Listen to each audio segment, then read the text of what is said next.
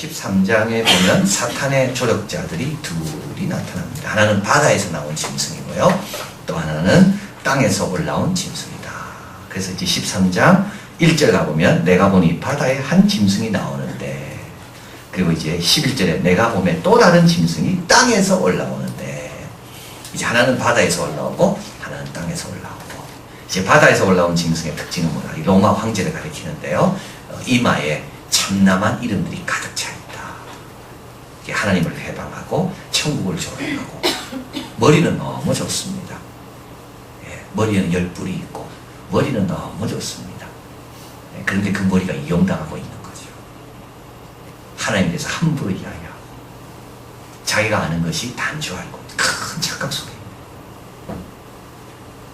그래서 수업 시간에 한 선생님이 하나님 없다고 계속 이야기를 하니까 학생이 질문했다고 그러잖아요. 선생님, 그런데 선생님 혹시 이거는 어떻게 생각하냐고? 선생님이 알고 있는 그 밖에 하나님이 계심을 어떻게 하겠냐고? 자기가 확인한 것은 없다 할지라도 없는 건 아니죠. 자기가 다 확인해 본 게 아니잖아요. 그냥 인간이 그렇게 교만합니다.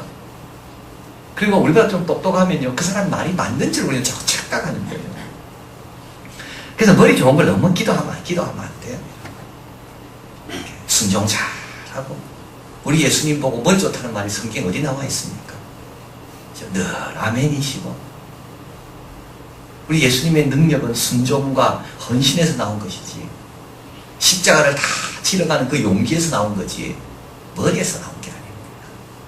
머리 좋은 사람 더 조심해야 돼요. 그 토마스 아퀴나스라고, 닥터 오브 엔젤, 머리가 너무 좋아가지고 중세 그 복잡한 신학들을 다 통일한 숨마 디올로기아, 신학의 총체 글 적은, 그래서 모든 로마 가톨릭의 신학은 토마스 아퀴나스. 근데 그분이 어떻게 마지막에 죽습니까? 머리에 편두통이 너무 심해가지고. 그래 머리 좋아도요, 자기 머리 아프고 못 고칩니다. 머리 아무리 좋아도 자식과의 관계 회복하는 거 머리 갖고 절대 안 됩니다. 오히려 자식들이 그런 거 더 싫어합니다. 순박하게, 겸손하게. 그래서 바다온 짐승의 특징이, 바다에서 올라온 짐승은 머리는 너무 좋은 거예요. 머리에 10뿔이 있어. 멸관도 있고. 근데 거기에 참남된 이름들이 가득 차 있어. 하나님을 향해 조롱한 것들이 가득 차 있어. 근데 사람들은 워낙 똑똑하니까 자기보다 똑똑하다고 생각해서 여호와 경외는 절대 그걸로 따라가면 안 되는 겁니다. 겸손한 자기 은혜를 주시거든요. 하나님의 경건은 비밀이라 그랬습니다. 비밀을 누구에게 허락하시는가? 겸손한 자에게 허락하시는 겁니다. 나는 죄인이라고 아는 자에게 경건의 비밀이 주어지는 거예요. 절대 그런 말 들으면 안 돼요, 여러분. 그래서 바다에서 올라온 짐승, 이 사탄의 부하입니다. 또 다른 부하가 있는데 오늘 본문이죠. 땅에 올라온 짐승, 우상을 만들고 섬기게 하는 거짓 종교들. 그래서 종교와 정치 같이 가는 겁니다. 여기서 말하는 종교라는 것은 우리가 말하는 불교, 힌두교 그런 걸 뜻하는 게 아니라요, 우상을 섬기게 하는 모든 그런 가치관들. 물질이 최고다. 또 뭡니까? 명예가 최고다. 그런 것들. 자, 그래서 이제 오늘 본문은 이 사탄의 조력자들, 바다에서 올라온 짐승, 그 뒤에는 사탄이 있는 겁니다. 땅에서 올라온 짐승, 그 뒤에는 사탄이 있는 겁니다. 그래서 이제는 무대 위를 보라는 거예요. 그래서 똑똑한 사람 뒤에 보라는 거예요. 저렇게 함부로 말하는 사람 뒤에 한번 보라는 거예요. 그리고 저 거짓 종교들, 그 뒤를 한번 보라는 거예요. 누가 그 뒤에서 다 움직이고 있는가? 사탄의 조력자들. 11절, 내가 보면 또 다른 짐승이 땅에서 올라오니. 다른 출처입니다. 한 사람은 어디 저 학문적인 출처에서 온다면, 이 사람은 어디 이 종교적인 것에서 올라오는 거죠. 다른 출처입니다. 새끼양같이 두 뿔이 있고 용처럼 말하더라. 모양은 아주 양처럼 좋습니다. 그런데요, 용처럼 말합니다. 말하는 거 가만히 들어보면 모양만 갖고는 잘 몰라요. 땅에 거하는 자들로 처음 짐승에게 경배하게 합니다. 이제 바다에서 올라온 짐승, 로마 황제를 가리킵니다. 거기에 경배해라. 그리고 로마 황제에게 그렇게 경배하도록 시켜라. 그리고 그렇게 경배하지 않는 사람은 죽도록 해라. 로마 황제가 얼마나 좋겠습니까? 자기를 경배하게 하니까. 죽게 되었던 상처가 나았다. 이 말은 뭐냐면 이건 네로의 후임자인 도미티안 황제를 뜻한다고 봅니다. 13절 한번 읽어볼까요? 큰 이적을 행하되 심지어 사람들 앞에서 불이 하늘로부터 내려오게 하고 이적을 행하는 거죠. 마가복음 13장 22절 적어드렸죠. 같이 읽어봅니다. 거짓 그리스도들과 거짓 선지자들이 일어나서 이적과 기사를 행하여 할 수만 있으면 누구들요? 택하신 자들을 미혹하게. 아무나 미혹하지 않습니다. 거짓 기사 이런 것들은 다 누구를 위한 겁니까? 이거는 택하신 자들을 미혹해 하려고. 신앙생활 잘하고 있어요. 교회 가서. 근데 자꾸 기적과 이사를 보여주면서 자꾸 빼내가는 거예요. 이런 거 보기 전에는 우리 교회가 최고였습니다. 그런데 어디 가서 이상한 거 보고 오니까 그 다음부터 마음이 안정이 안 돼요. 택한 자들을 미혹해 하는 거죠. 막 뭐 이빨이 변한다 그러고. 그죠? 그 누구를 미혹하는 겁니까 지금? 택한 자를 미혹하는 거예요. 능력이 없어도 자기 교회 사랑하고 잘 지키고 우리 교회가 하나님께서 나에게 붙여주신 최고의 교회다. 이렇게 딱 마음 정하고 신앙생활 하는데 사방에서 뭐 기적이 있다, 뭐 이적이 있다. 사람들의 마음을 다 들쑤시놓고 택한 자들을 미혹하는 거예요. 택한 자들. 그래서 택한 자들은 더 조심해야 되는 겁니다. 택한 자들은 뭘 붙잡아야 됩니까? 기적과 이적을 붙잡으면 안 됩니다.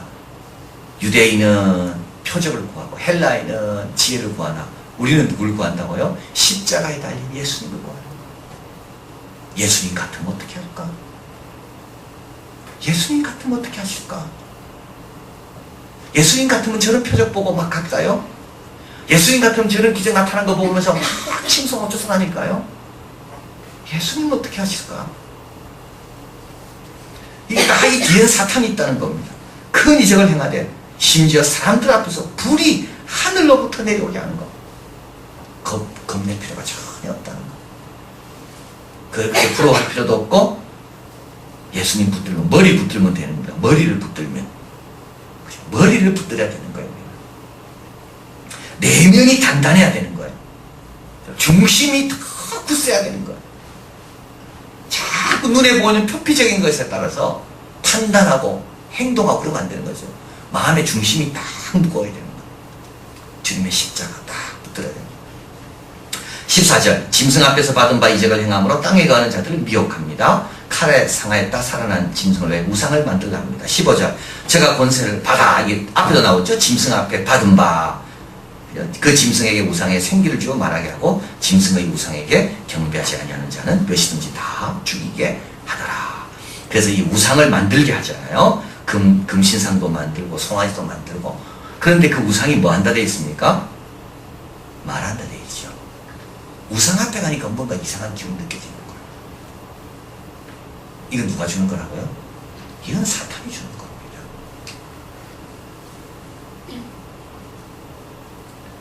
여러분 절간에 가면 어때요? 기분이 좀 차분해지는 사람 많습니다. 마음이 좀 정리가 된다 그러고. 그래서 복잡할 때 거기 가면 막 그거 다 누가 주는 겁니까? 그 사탄이 주는 거예요. 왜요? 계속 오게 만들라고. 계속 오게 만들라고. 그 석굴암 경주에 가서 그 언덕을 쭉 걸어가면 그 땅이 얼마나 촉감이 좋은지 모릅니다. 그리고 딱 석굴암을 보면 그 과학적으로 잘 만들어 놓은 거. 처음에는 과학적인 게 감탄하죠. 그러다가 점점 나도 모르게 우상이 말하는 걸 듣습니다. 그 다음 또 가고 싶고 또 가고 싶고 그 다음은 잘하게 되고. 여러분 아이들 데리고 이런 데 자꾸 가면 안 돼요.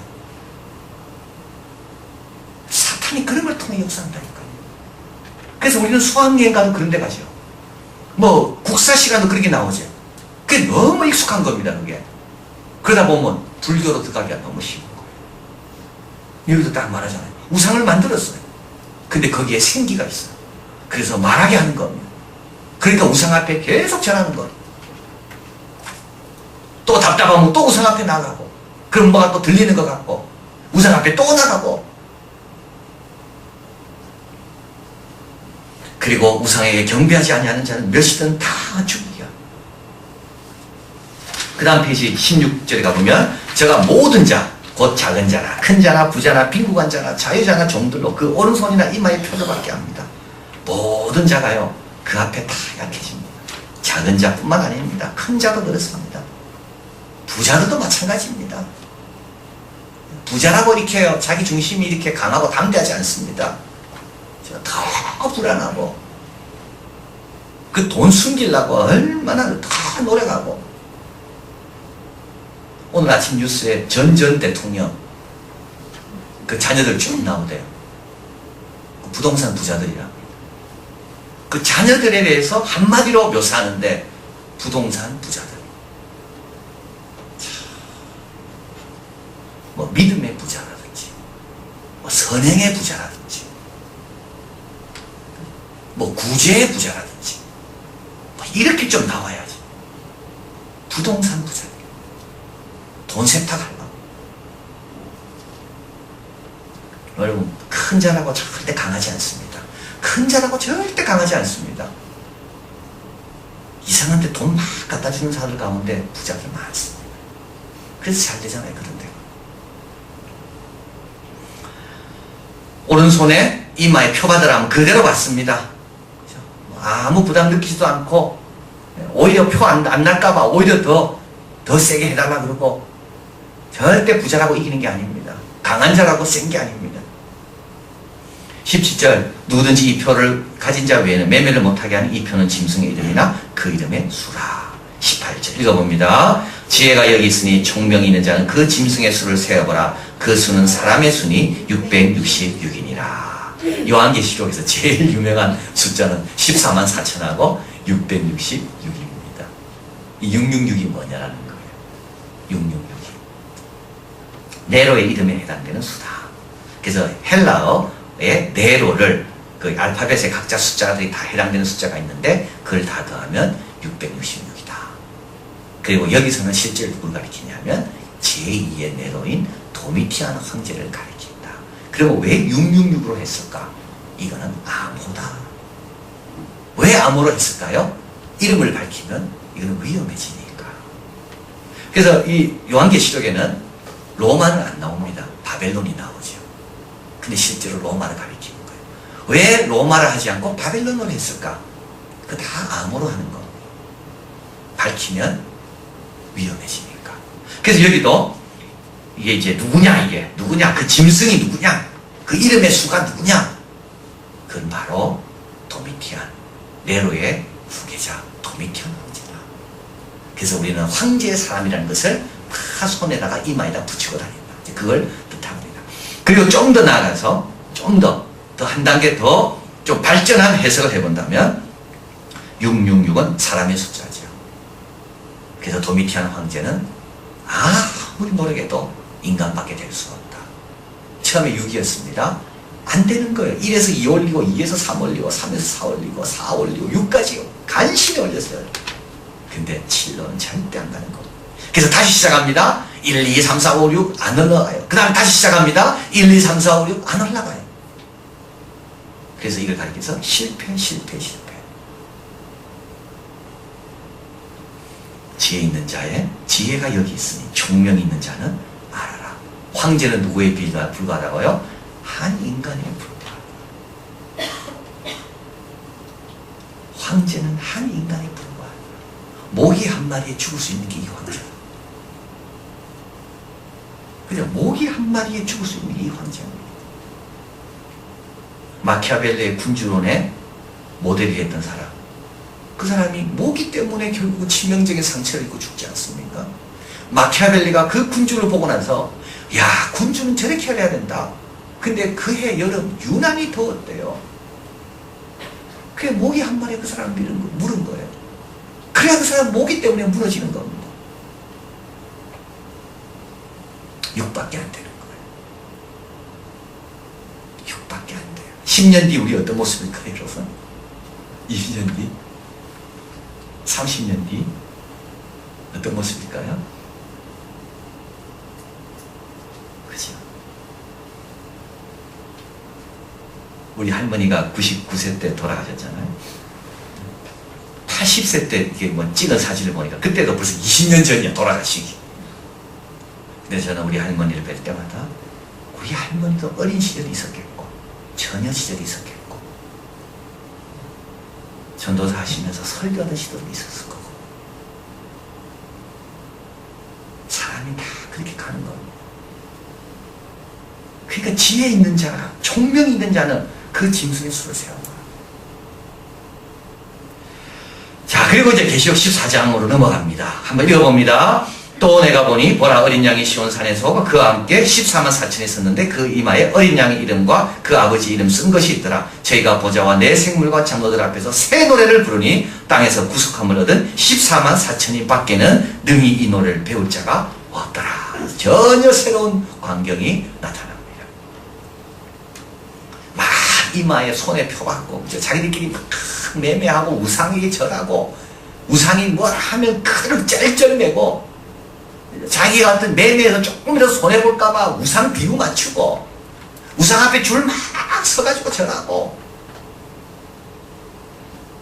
그런 한 부류가 있는가 하면 또 다른 부류는 어떤 부류라고요? 시온산에 어린 양과 함께 서서 새 노래로 찬양하는 또 다른 부류가 있는 거예요. 666이 아니라 어린 양의 이름이 그 이마에 딱 적혀 있습니다. 발견 및 교훈법입니다. 첫째, 새 노래를 불러라. 우리는 노래 부르는 자들이 당신하는 자들 아닙니다. 여러분, 요한계시록을 통하여 우리에게 주는 교훈은 뭡니까? 위로받으려고 하지 말아 그랬잖아요. 위로를 받을 사람이 아니에요. 우리는 위로받기에 그런 처지에 있는 사람들이 아닌 겁니다. 우리가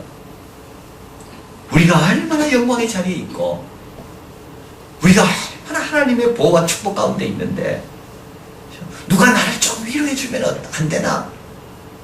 새 노래를 부르라고. 새 노래를, 단식 슬픔의 노래를 부르지 말고.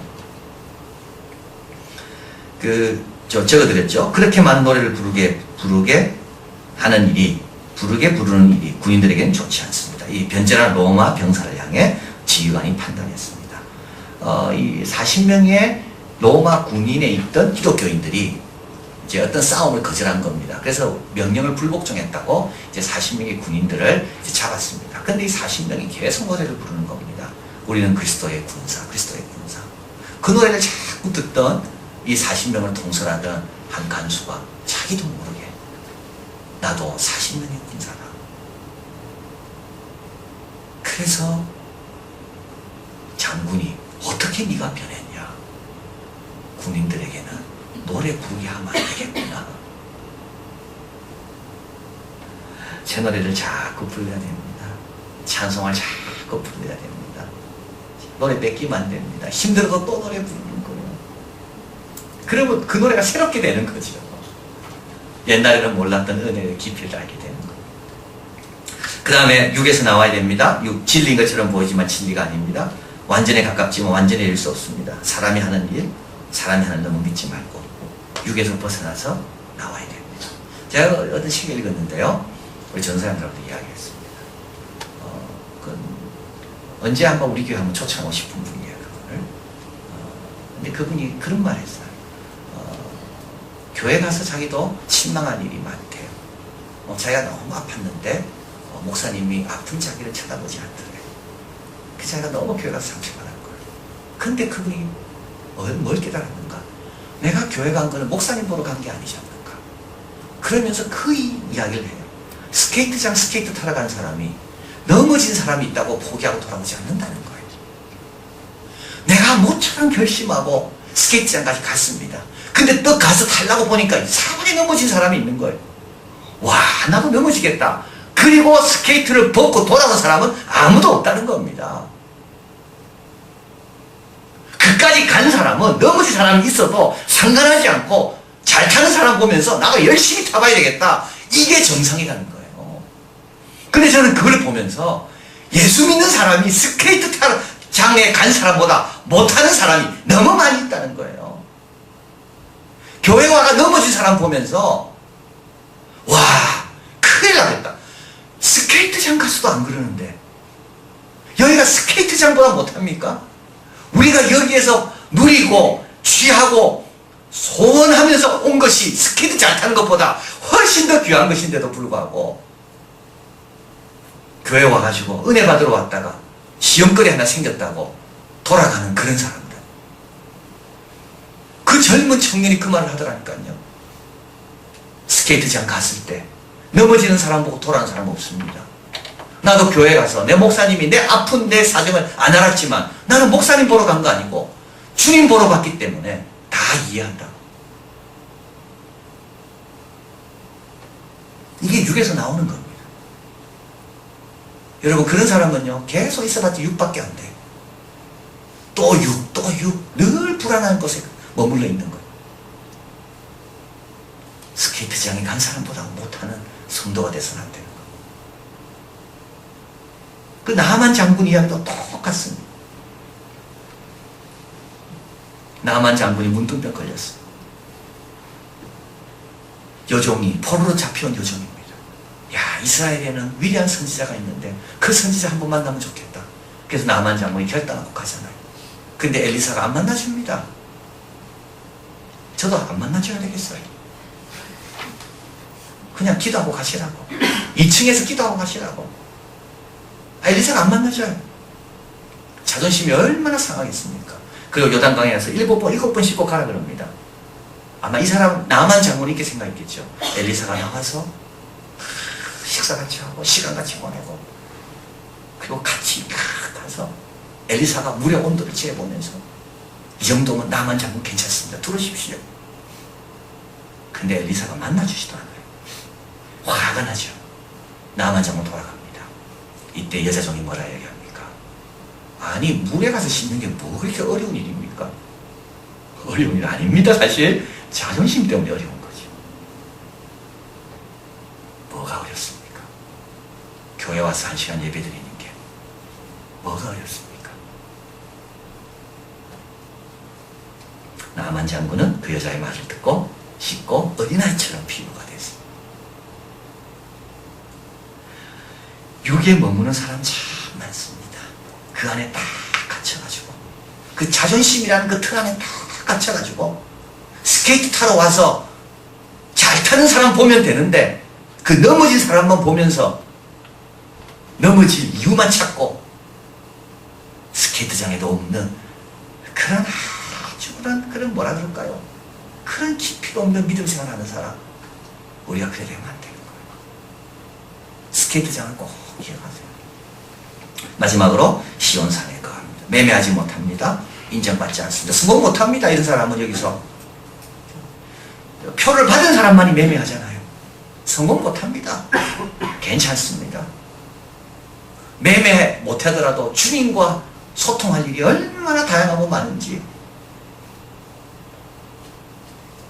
아마 모르겠어요. 논문 쓰는데 이런 말 쓰면 아마 논문 출간이 안 될 겁니다. 심리학자 하나님 이야기하면 절대 안 된다 그러잖아요. 심리학자적으로 생각한다는 것은 무신론적으로 생각하는 것이 학자적으로 생각하는 거라고.